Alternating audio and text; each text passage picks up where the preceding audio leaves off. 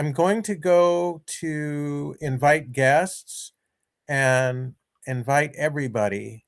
Okay. Um, see, I don't want to invite them one at a time. Okay. All right. So I hope these people come back because we had a bunch of people. Yeah, we did. But if Well, not, then they'll see after. They'll okay. tune in at the perfect moment for them. All right. Well, now, normally when I start these, I ask you to introduce yourself and talk about your work. Um, but I'm so excited about something that just happened just minutes before I came on that I'd Oh, like to ask your permission to share it. And yeah, that is that absolutely. I was reading your post about let's see. I'm going to go over to here because I've already forgotten what the post said. Oh, I have to go to share screen first. I'm playing with your post and AI. Okay. So choose, Technology meets yeah, human. entire screen, share, share. Okay. All right. Do you see my screen now? I do, yes. So you wrote in your latest post, your capacity to create is directly related. No, is directly informed. I misquoted you.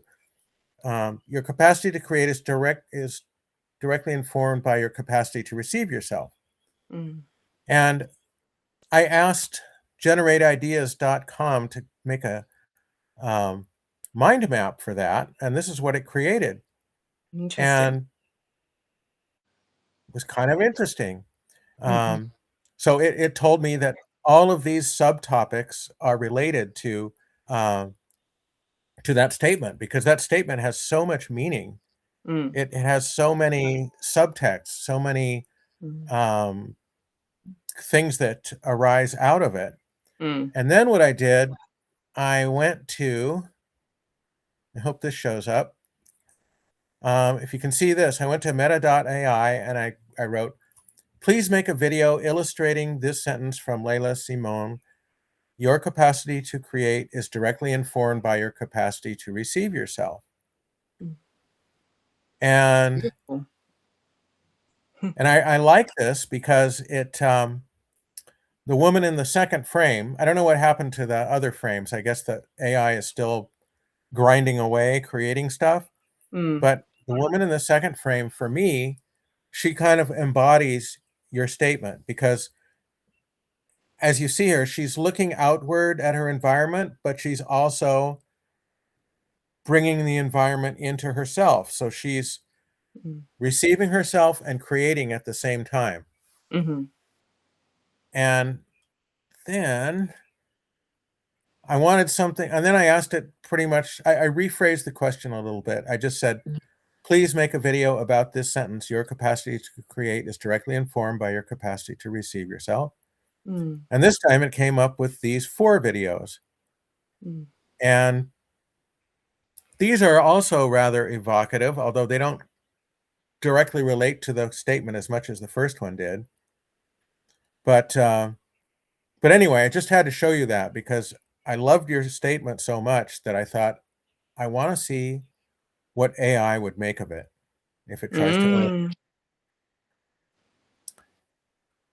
Anyway, so Thank you that's so much for sharing that because those visuals are really beautiful. And um, I think this is the beauty of, um,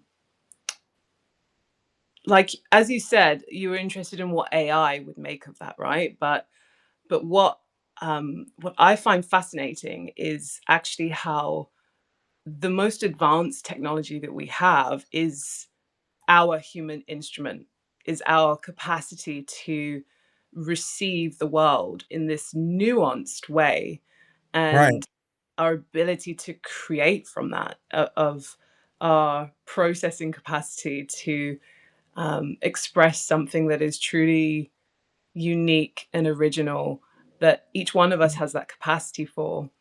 right, um, and but those reflections from AI are actually so so beautiful because they do encapsulate that, and they're connected to everything that we're connected to as well. So Right. I love that you brought that into the conversation. Yeah, I always tell my clients, AI is evocative in the way it works nowadays. It's not telling you what to think or feel, but it's providing thousands of possibilities that will evoke something within you. Mm, Um, and so that's what those things do. They're not a substitute for deep feeling or for growth or for um, finding out what's inside us or creation, but mm, they are touch points or spark plugs or ways that we can find what's deeply inside us. And mm, so a lot of times they can start a conversation mm, that can lead us in all sorts of different directions. mm, So mm, anyway, mm, I wonder if we can go back um, to your past and talk about dance and trauma and um, the I forget what you call it, the awakening experience you had in your early 20s. mm, Um, You've done your yeah, diving. I love that. yeah. Why don't you just launch into the story of, is it pronounced Layla? It's Lila. Lila. Lila. Okay. Yeah. Go back Yeah. into the story of Lila and tell us how you got to where you are today, and then um, you can tell us about your workshop upcoming. I know I said on Absolutely. my original blurb that these last 5 minutes, but what I try to do is set aside at least half an hour, so we have Yeah. plenty of time. I just say Beautiful. 5 minutes in case uh, somebody only has 5 minutes, or you Right. know, Right. Absolutely. Yeah. And thank you so much for inviting this. I think it's a beautiful way of cross-pollinating and sharing ideas, and yeah, and giving people as well a beautiful platform. So it's so generous of you.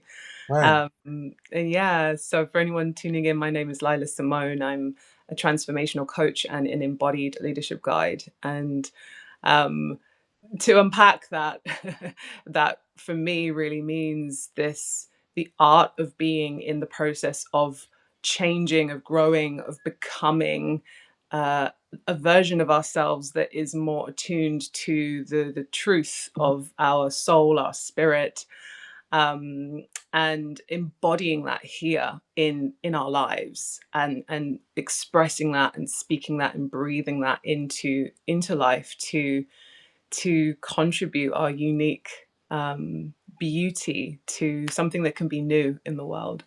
And the way that I arrived here, there's many different strands to the story, so I'm going to keep it very succinct, because I'm sure at some point I will share like a proper deep dive into it, because there's been a lot of life experience that's brought me to where I'm at now. And one of those arcs is my relationship with dance, and beginning that at a very young age in very restrictive dance training, up until I was 16. And um, I ended up quitting right like a week before my like final ballerina exam.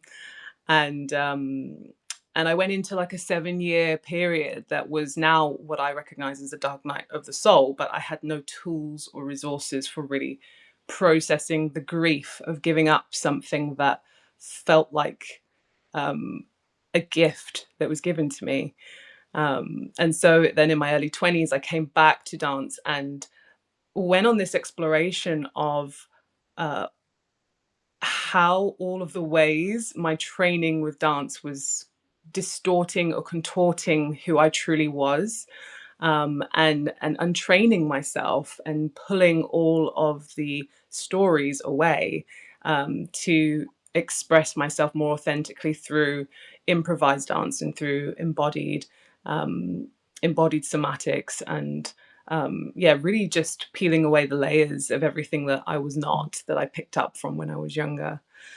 Um, and yeah, so that's one of the biggest arcs that I feel influences maybe the language and the way that I talk about this work, because for me it feels like a dance with life, not just in a metaphorical sense, but in a very embodied way of you make a move and the universe landscape shifts and the universe makes a move. And so then you respond and then the universe makes a move and then you respond. And it can be this co-creation between you and the universe in that way.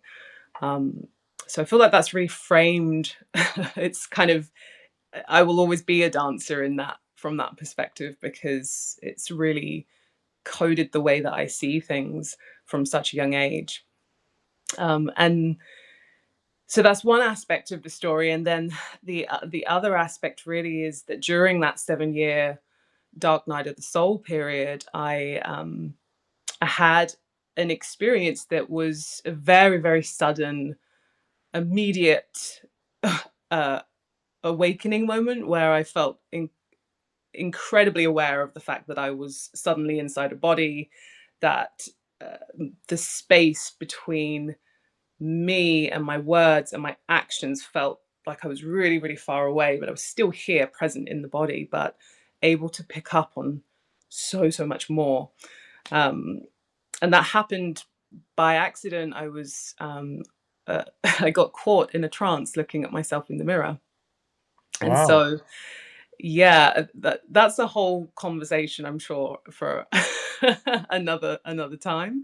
Um, but yeah, an incredibly profound experience that has taken me, yeah, the best part of 10 years to fully integrate that, because it was a real meeting with uh, the edges of what I knew, or what I'm sure a lot of people know to be the edge of reality between like non-existence and existence, kind of being in that simultaneous experience. And so to integrate that and to really not be in a state of fear of something existing or not existing, or being here or not being here, and actually that comes back to this embodiment of spirit, um, this essence that we are in the unseen realm, and bringing it fully into this lived human experience that's very material and very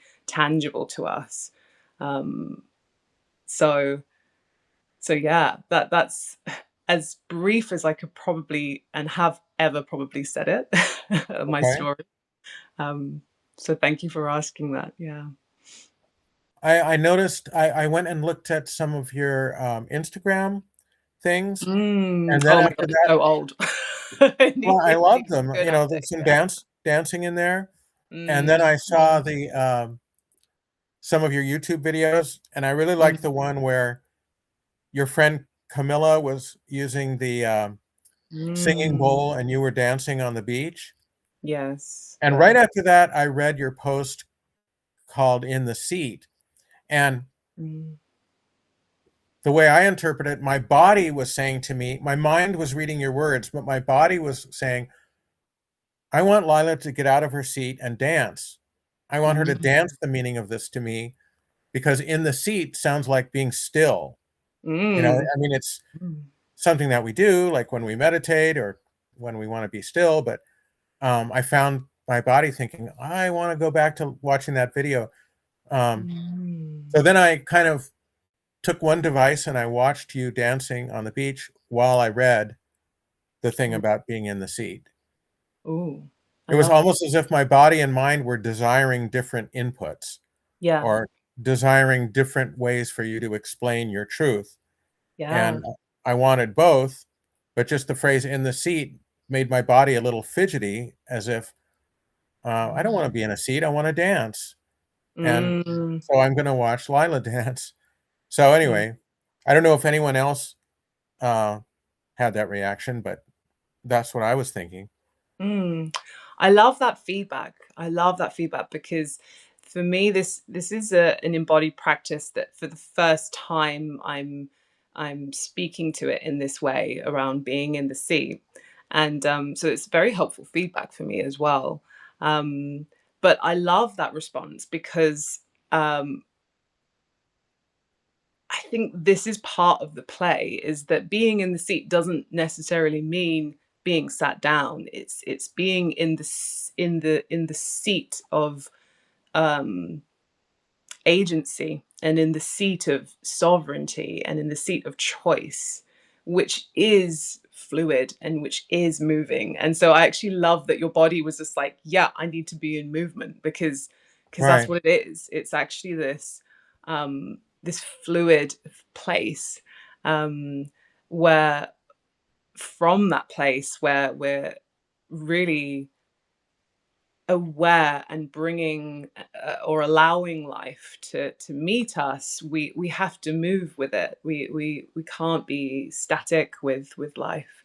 Right. um So that yeah. leads me to think, so maybe it should be in the throne, because throne implies all those things you said about agency and making things happen, whereas seat doesn't really have any connotation of anything other than sitting. mm, So mm. I don't know. Maybe you might have a post someday called "In the Throne." But I then actually the do other, have a post that is about being in the throne, oh, that okay, actually, that your seat is your throne. And right, um yeah, but also the seat being the seat of the soul. It's like it's like tucked into like the soul's calling and moving. And so yeah, but it's interesting and helpful to like receive that feedback of like how that right, lands and what that does to people. um and I actually quite like that it stirs things up a bit, yeah, because it is about like, how do we bring the mind and the body into coherence, into a state of deep connection, and where they're harmonized with one another and not kind of going in separate places, where the body's going in one direction and the mind is going in another. um right, and yeah. and and it's useful, especially with work that you do, that it's so body based. mm, It's useful to speak to that part of me. I'll just call it the right brain, mm, even though that might be not exactly accurate, but the part that responds to movement more. So when mm, I was watching your video with Camilla, uh, your body was explaining to me what you mm, mean by being in the seat or being mm. um, connected with the body. That's And beautiful. so now I just designed that sort of learning experience for myself, because mm, as I was first reading your words, I thought, I want to see her moving while I'm reading the words. So I did that. But you could design it yourself also. yeah, I love that. I love I mean, that. think of the fact that every Substack live that people watch is talking heads like we are right now. mm, How different would it be if yours was a dancing body? mm, Now, I guess it would be possible for you to talk while you're dancing, so that, in other words, your words are reaching the left brain and your body's reaching the right brain.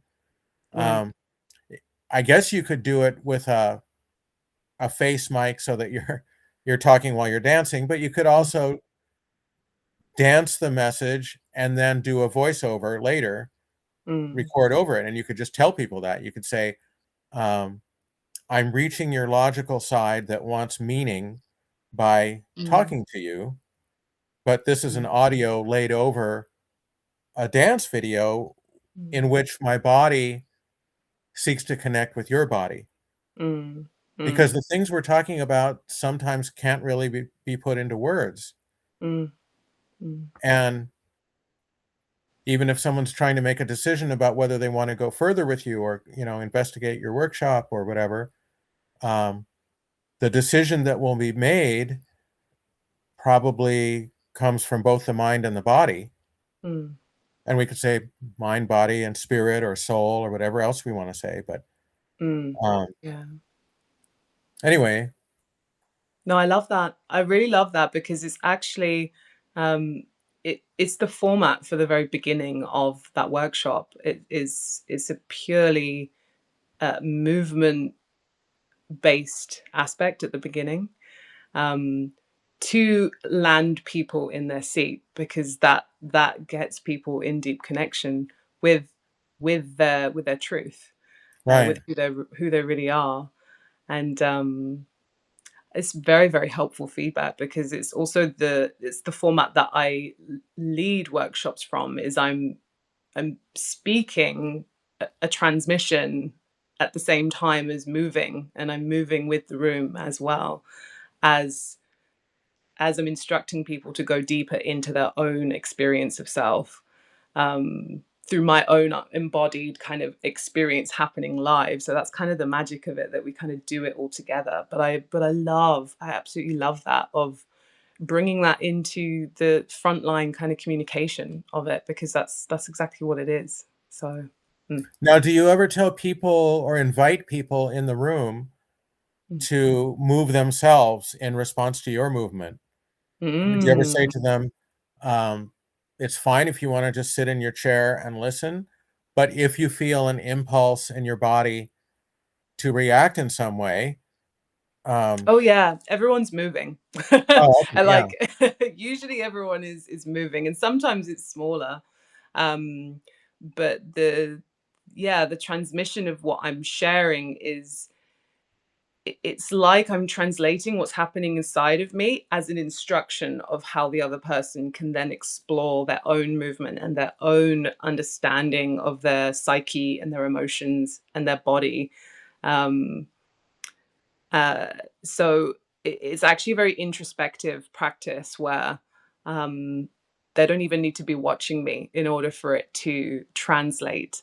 Um, and yeah, it's a I just love what you're speaking to, because it is that coherence that's required to arrive at a place that feels really fully aligned. We need all parts on board and receiving the same message to really feel that. right. Mm, Now, this is a question that probably requires a long answer, but how does trauma mm, get embedded in the body? And when it does, how does things like movement and specifically your work, how does it begin to heal it or mm, mm. cure Beautiful it or question. however you put it? Yeah, beautiful question. Yeah. So trauma is the experience of too much, too fast, too soon. That it's not actually the event itself that is traumatic, it's the experience that we have of life that is the trauma. Um, and so you can have lots of different experiences where people who've been in a car crash have not necessarily experienced that much psychological trauma, but there could have been by kind of another child that had been picked up late from school quite frequently, and that was severely traumatic for them. So it's not to necessarily the event itself, it's how the person and their individual system received that and made a story about it. And so what happens is there's a huge amount of energy that moves through the body when trauma happens. If you can even think of yourself when you're emotional, or if you feel angry, your energy rises, right? Like you're moving, you might be shaking, like there's energy pumping through your body. And so what happens is trauma can get stuck in the body, because we don't know how to release it, because we've not been taught that, and we've disconnected from our natural ways of just shaking our body and moving it through. But also we have all sorts of stories within society of what is appropriate to express and what is not safe to express. So people feel uncomfortable crying, people feel uncomfortable showing their anger, because we see and expect that there might be negative consequences for that happening. So there's these different aspects going on, which mean that energy gets stuck in the body, and it doesn't have a way to let go, and it can shape and form. It shapes our understanding of life. It continues to be a story that we carry through the rest of our life. And so anything that's body based, as with the intention of bringing presence and love and compassion to previous parts of ourselves, anything to do with the body is incredibly healing for trauma. And that can be anything from shaking all the way through to dancing, all the way through to EFT tapping. There's so many different embodied practices that help us to move that energy through. But what it does is once we create enough safety to experience the thing that we at one point never didn't feel enough safety to experience, it completes the loop, and the energy leaves us, and it moves out of the body, the tension releases, and it once it's released, we actually have the space to reframe what happened to us, to reauthor the story of what happened to us in the past and reclaim our power from that. um, so it's this beautiful, beautiful instrument that we have to access those parts of us that have been fragmented and have maybe been lost or forgotten, and bring them back into the present so that we have more power, more agency, more expression, more aliveness, and more joy in the present moment. Wow. Yeah. And how did the way that you treat this now with your clients, how did it come about from your own personal history, or if it did? Mm.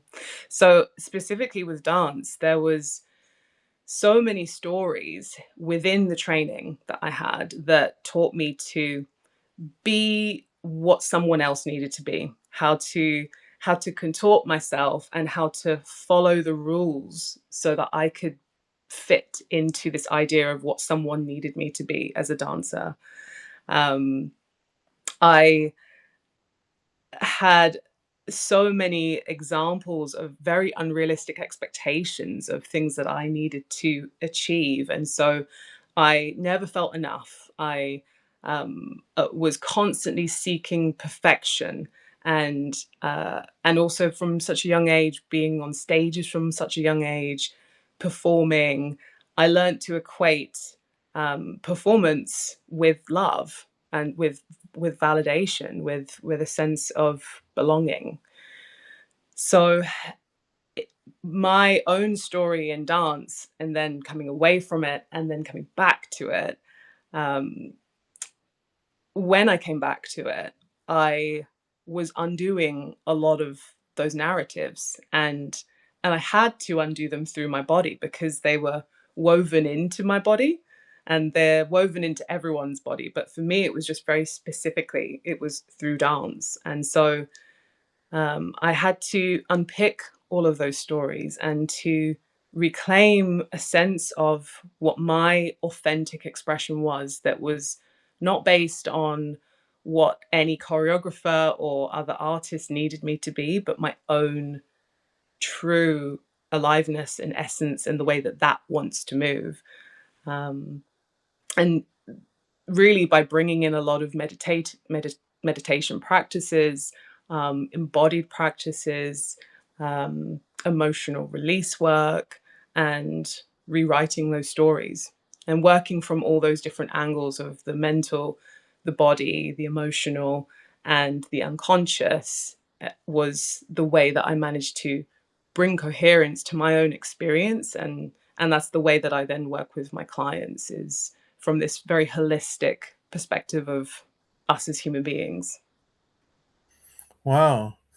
One thing I like to do nowadays is I found that there are a lot of videos on YouTube of indigenous communities, Mm, um, people like the Hadzabe in Africa, um, people in New Guinea and the Amazon. And some of them are uncontacted tribes. mm, They're not completely uncontacted because somebody's taking a video of them, but mhm, they live the way they've lived for many thousands of years. And it's very obvious when you watch them that they are in touch with their bodies, mm, and that they express themselves through their bodies. They don't need language to the extent that we do. mm, Um, mm, and and there's a lot of healing that goes on in the group through things like dance. Mm. And they'll say that the narrator of the video will say the purpose of this dance is a coming of age ceremony. But when I'm Mm. looking at it, I can see that that doesn't quite um, completely describe it. You can see that they're bonding with each other and they're communicating at a Mm. really deep bodily level. Mhm. And so you can call it coming of age, but it's really they're entering into communion with their fellow tribe members Mm. in a way that we can sense because we are the same species, Mhm. but it seems like we have suppressed that as Mm. we've moved into our brains and we live in our thoughts all the time. We've Mhm. we've kind of suppressed the not only connection with our own bodies, but the connections with everybody else's body around us. Mm. And of course, a lot of it has to do with the fact that they live outdoors. Mm. Um, like anybody that's watching this, if you want to see a fascinating side of human nature, go to YouTube and type in Hadza, Hadza. They're a tribe in Western Tanzania where you can see all this. Mm. And because they live outdoors, they're not shut off by walls Mm. from the rest of their tribe or their band or their extended family. And so they Mm. are invited to share their knowledge through movement with others, just through daily life, just because they live amongst each other. Mhm. So anyway, but let's get back to your work. Yeah, I no, know I that love what you shared there though, because it is exactly that of our connection to nature and right, our immersion in nature and how the lives that we live now are have created so many walls, not just concrete walls, but emotional, psychological walls, compartmentalization, right, cubicles that we work in, focus in on these devices. Like our reality has become very narrow, and it's a huge contributor to the lack of coherence that we experience as human beings. And those tribes, indigenous tribes that are still connected to these ancient, very intelligent ways of being with life and of remaining in connection, is so deeply embedded in us. It's still, we still have access to it. That's the beautiful thing, is that yes, we've repressed so many different aspects of our human nature, but they're still there in this dormant but accessible place. That and all it takes is for someone to actually walk in the room who feels more open or who moves with more expression, and our bodies can pick up on that.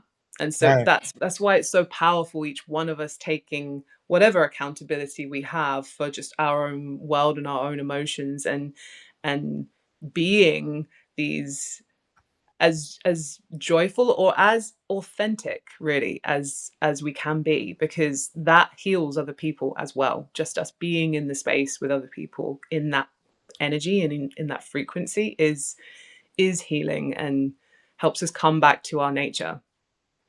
Yeah, that's beautiful. Um, the first time I had a sense of that was when I was maybe 20 and I took a yoga class, Mm. and the woman was from India and she just looked the part. She was in a sari and she looked very wise, and we're all saying to her, what's the first asana or kriya that you want us to do? And she said, before we do anything, we're going to walk to the park next door. And we were Mm. all thinking, why are we going to the park? Aren't we supposed to be in the lotus position or something? Mhm. So she took us next door to the park and she said, I want you to just walk around the park, especially where the children are, and watch how they move their bodies and watch how they express their bodies or how they express themselves through their bodies. Because Mhm. she was saying yoga, in one sense, is a series of postures that people have come up with over thousands of years. But at a deeper level, it's Mm. a way to connect with the divine. And that's not necessarily a recipe or a Mm. protocol or do Mm. this position and then do that downward dog and do that cat and cow.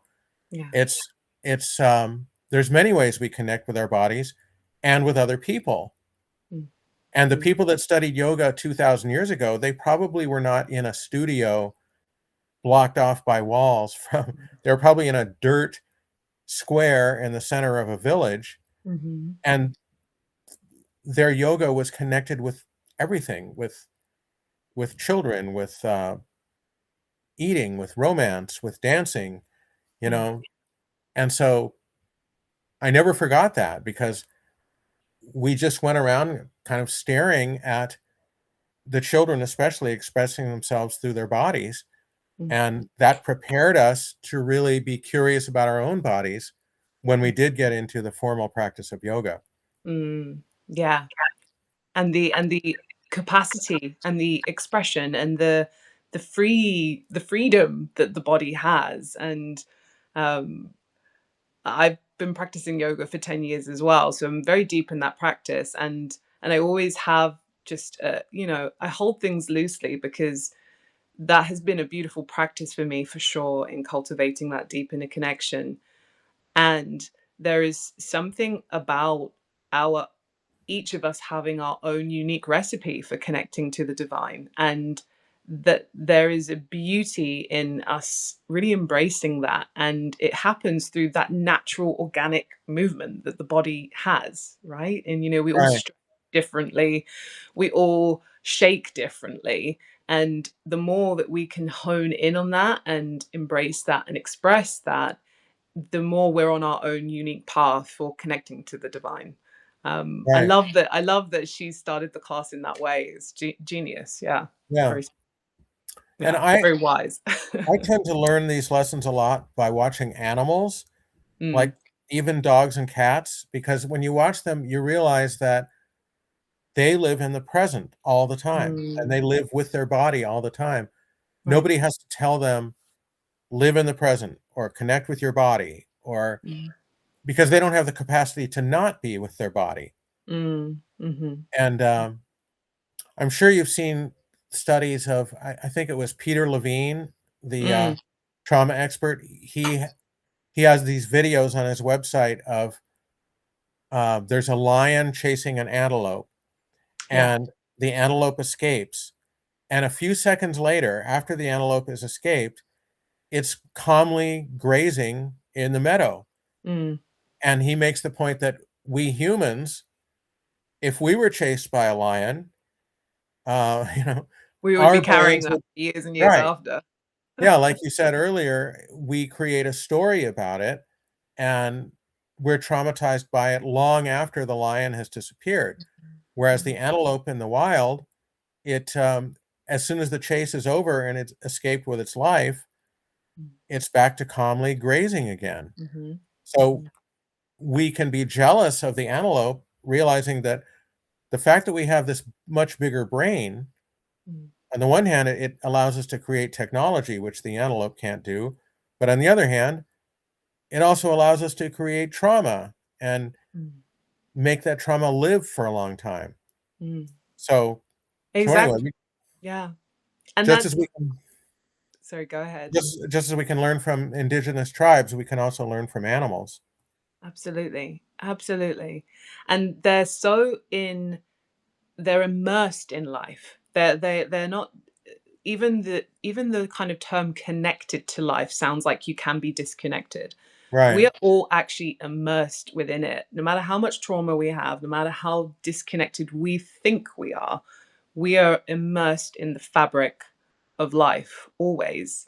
And the releasing of trauma and moving moving the trauma out of our body, but also reframing what happened to us, is this journey of remembering that we have always been connected and we've never been left alone. Like, we've never been separate from it. right, And the mind is amazing, absolutely, and it is working overtime. It's trying to do the work of, like, the heart and the body and the spirit all in one, and it's like, I can do this, I've got this. And and it's doing too much. It's it gets to learn that it's a part of the whole, and there's a much more coherent and harmonic way of operating that trusts life. And I think that's the beauty of this journey of clearing trauma from our bodies and healing. And healing is a it's a lifelong process, right? We're never really complete with that. And there's a threshold where we start to really remember deeply, on such a deep level, that it almost becomes hard to forget that we're connected to life and that we trust life, and that whatever life is bringing to us, we embrace it. We embrace the lessons from it, because they can contribute to our becoming and to our growth of of what our spirit wants to be in this lifetime. Right. um, and that's the exciting thing that I feel that sometimes gets left out of the conversation of healing, is that it's all just about healing. And it's like, yes, and there is the capacity that becomes awakened in us where we get to be joyful and creative and full of life and bliss and beautiful things, as well as all the challenging things, right? It's Right. both of them, but we get to be way more alive and trusting of life and be joyful creators in the midst of this, which is something that animals can't do. A lot of animals can't do. I'm sure that there are like individual little species, like individuals within the animal kingdom that can, but humans across the board, like we all have the capacity for that, because we've all got this state of awareness where we are aware of ourselves being alive, and that's very, very powerful. And it's exciting, and something that I really want. So I have this desire for all of us to remember that, because we look at AI like it is incredible, which it is, but we're not seeing the thing that created it, and we're not seeing actually all of the latent capacities that we have that are absolutely magical, like magical, not just incredible, but absolutely magical. Right. Um, yeah. Well, now let's talk about I forget what it is, the event that you have coming up or the workshop. Yeah, so Yeah. the event coming up at the beginning of June is called In the Seat. And that practice has really come from the 10 years that I've been steeped in this practice as it's evolved, and the 5 years that I've been holding space and refining how to work with people in connecting us to our truth and really embodying that on a deep level. Um, And so that space of in the seat is for us to remember what it feels like to be living from the seat of our soul, where we are fully, like you said, in our throne, Right. in the throne of our life. And with that, it's yes, remembering and embodying that. And then the workshop moves into, let's look at all the ways that we leave the seat, all the ways that we leave the throne. And because that's like the real gap, is that it's relatively easy when we're kind of guided to kind of come into connection with ourselves, because it's always there, but it's recognizing all of the ways that we actually leave and bringing awareness to them so that we can regain that power and come even more into the seat and come even deeper into this living with life in this trusting and connected way. So we're going to be diving really, really deep into that, and there'll be very intimate groups. So maximum 8 people in the room, um, specifically because it's very high coherence work, where the group of people and the field of people will be um, bringing on this unseen level a mirror for all of us to be able to see where we're not quite staying in our seat. Um, so yeah, very, very intimate groups going deep into embodying our true selves and seeing all the ways that we leave that in the moments that matter most. Okay. Now, if people want to know more, Mm. should they obviously they know your Substack because they're watching this Substack live. Hmm, hmm. But why don't I put in the chat? Um, let's see. What, you have a website, I know. Should I put your website in the chat? I think put the Substack in because this is the founding round of this offer in this format. So I've Okay. kept it really lightweight and just all on Substack because right now I'm in this like refining phase and wanting all this feedback, like this beautiful feedback that you offered me around the title and everything like that. So, so the Substack post that we can actually put in the chat is there's two. There's what happens in the room, and then there's take your seat. Okay. Um, All right. So I'll so put, take your seat, and what happens in the room. So those are individual posts on your Substack. exactly. And So yeah, so once they read that, they can, if they have questions about the workshop, can they message you on Substack? absolutely. Yeah, I'm available on Substack. What happens in the room goes deeper into that work and what it feels like, and just a little bit more orientation. And then take your seat is really the invitation into that work. So, but if you want to connect with me, then Substack messaging is perfect. I also have my website and my email there if anyone wants to contact me that way as well.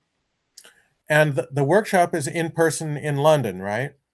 The workshop's online, so it will Oh, it's be online. so Oh, yeah, okay. it's Oh, we should online mention that. and Yeah.